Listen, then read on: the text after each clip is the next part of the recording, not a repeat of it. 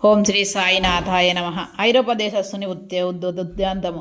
బొంబాయి నుండి ఐరోపా దేశస్థుడొకడు ఏదో ఉద్దేశంతో బాబా దర్శనము సిడి వచ్చెను.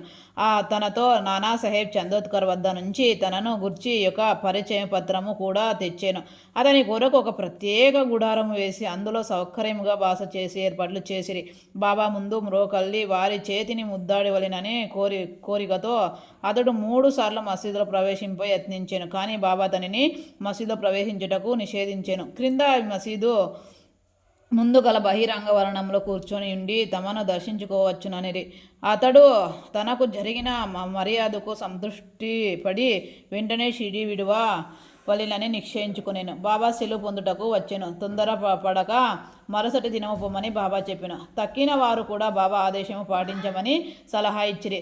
ఆ సలహాను ఖతారు చేయక అతడు టాంగానెక్కి షిడి నుండి బయలుదేరేను. మొదట గుర్రము బాగానే పరిగెత్తినవి. సవాల్ విహార్ దాటిన కొద్దిసేపటిలో యొక్క సైకిల్ అతనిని టాంగాకు ఎదురుగా వచ్చి దానిని చూసి గుర్రములు బెదరినవి. టాంగా తల క్రిందులయ్యేను. ఆ పెద్ద మనిషి క్రిందకు పడి రోడ్డు పైన కొంత దూరము ఈడ్వబడేను. ఫలితముగా గాయములు బాగా చేసుకున్నటకై కోపాంగవులో ఆసుపత్రి పాలైను. ఇటువంటి అనేక సంఘటనలు మూలమున బాబా అజ్ఞానసారం ధిక్కరించువారు ప్రమాదమును పాల్గొదరనియు బాబా అజ్ఞానసారం పోవారు సురక్షితముగా నుందరనియు జనులు గ్రహించవలెను. ఓం శ్రీ సాయినాథార్పణమస్సు. శుభమో భవతు. ధన్యవాదములు.